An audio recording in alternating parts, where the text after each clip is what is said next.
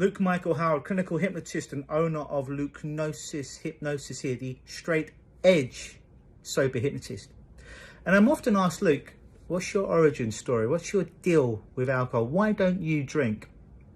And really, it comes down to I made a decision one day to never drink ever again. Growing up, my father, who passed away last year, my dad, you know, he was a functioning alcoholic, really. He'd drink pretty much every night and get plastered at the weekend. And he wasn't a violent man, he wasn't a bad man, but he drank too fucking much. And in the culture that I grew up with in England in the 80s, in the 90s, pretty much everyone drank, right? Everyone drank. But I made a decision at a really young age, probably younger than I would have been to legally drink. I think it's 16 in England, and it's a little bit older in North America. But although my dad had many qualities, I saw how silly he would get when he would drink, how forgetful he would become, sloppy, messy, and kind of what that would put me and my little sister, who was 5 years younger than me, through growing up. And you know, my dad would drink and smoke too much that, you know, when I was, I don't know, was I 13 or 14, he had a triple bypass operation.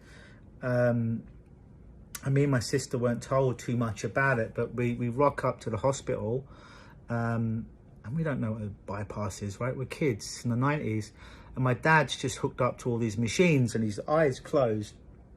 So straight in our head, the first place we go, well, certainly for me, is I thought my dad had died, right? And nobody had told me because he weren't moving. Hospital, machines, heart attack, you know, my 13-year-old brain, this is the conclusion I came to.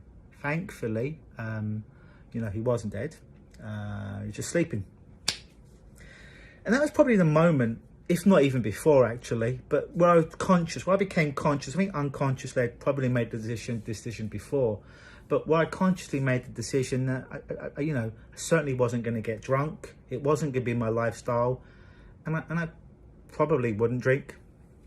It was right then and there, you know. And hands on, was it cards on the table? Hands up in the air. I probably drank 5 times in my life before the age of 20. And one of them I got tricked into drinking by someone who told me it was water and it was vodka. And before I'd, you know, just before I was going to have to swallow, I spat it out. And it was only like a beer or something like this. And one was somewhat pleasurable because it was the first time I really drank, and it was my job as a busboy. It was my first job, way before I had my hypnosis skills when I was 16. And these women who were older than me took me out one Christmas Eve. I guess it was 1995. I was the only male there with 5 women. So I drank that night, and it was a pleasurable experience. Maybe it was the company I was with. That's probably the only pleasurable experience I ever had with drinking. And then I drank a beer or something once here and there in a nightclub, and I just didn't like it. I just didn't like the taste. On top of seeing my dad in the hospital, on top of probably even before that making the decision of, you know, seeing my dad drinking too much. And again, not a bad man. It's just I made the decision. I didn't want to be like that. Certainly didn't want to mirror that aspect of what my dad was doing. If I had children or anyone like that. So I made a decision not to be a drinker, and I'm 42 now, although I look far younger, right? But I probably haven't drank in like, I don't know, 22 years or whatever, and it was only about 5 times before then. But you know, it wasn't pleasurable.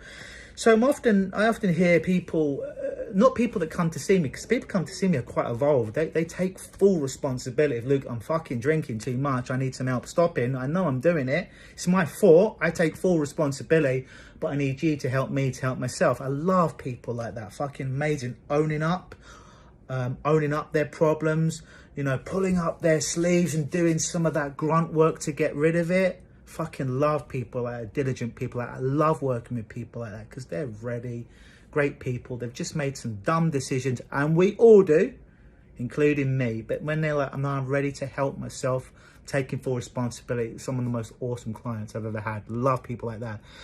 On the flip side of that is the people that, whoa, I'm an alcoholic because my dad drank. Well, I'm not an alcoholic, and my dad drank an awful lot. And my sister didn't drink either. We were in a culture that pretty much was beaten into us to drink from an early age. So I think that's really an excuse. Oh, well, no, I'm this way because my mum and dad. Sure, you could learn that from them, and you could choose to drink. You could also choose not to drink. Not just me, there's many people with similar stories to me that were in environment, and they decided, you know what, everyone around me is drinking, I'm not going to do that. Versus, it's really easy, isn't it? It's really easy to blame everyone else. Well, it's in my genetics. No one's fucking born an alcoholic. In the same way, no one's born depressed, and nobody is born anxious. Have you ever seen an anxious baby? No, a baby will cry, but baby cries because it wants to get food, it wants to get attention. Baby can't walk, it needs survival, it needs to get mum or dad's attention. Baby's not born depressed. Baby's not born an alcoholic, okay? It's not born that way, it's not in your genes. Now, you may have been brought up nature versus nurture, right? You may have been brought up nurtured in an environment where your guardians, father, mother, grandparents, brothers, sisters, friends were drinking. And you may have seen that a lot. And then you started drinking, and then it got out of control. But understand that was you. Unless there was a gun to your head, and in about close to 10,000 clients that I've worked with that had drinking or form of addiction problems, not one of them actually literally had a gun to their head. And then they made a decision. Now, it may have been some peer pressure. All right. Well, to fit in with us, you've got to drink. You've got to do this. You've got to drink that big. Got to drink it really quickly. It may have been a culture at university, at college to get in with people. I understand that. I appreciate that. But it was still a decision that you made. You cracked the door open and it could have stopped there. But you open up that fucking door and you walk through the other side. So take some fucking responsibility. Now, I'm not here to judge you, but I am here to judge the decisions that you've made to blame other people. You made the decision, like I made the decision not to.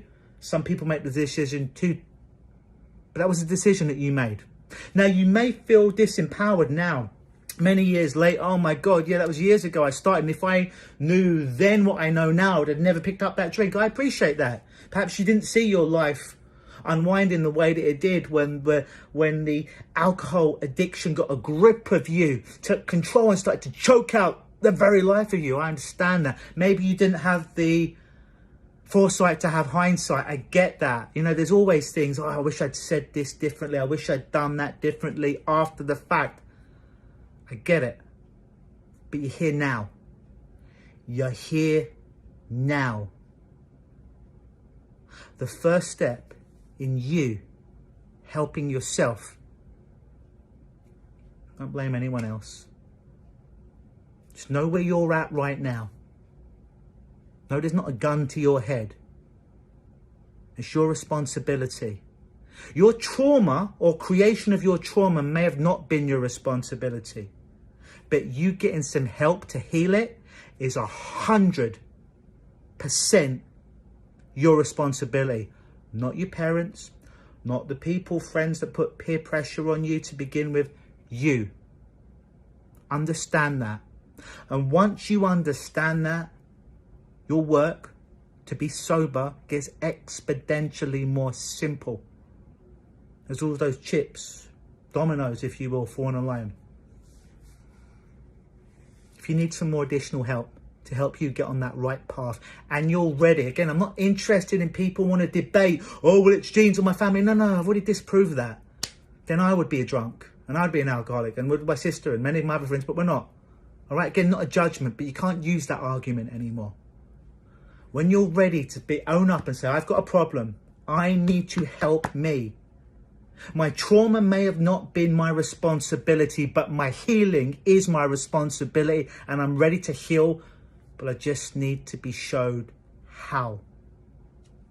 If that's you, you're going to see a link to a screening call either above me or below me. It's free. Won't be free forever though. Click on it. Watch the 2-minute video. Fill out the questionnaire so I know who's in front of me. And then we'll get on a call, you and I can help you to help yourself become straight edge and sober. Always believe.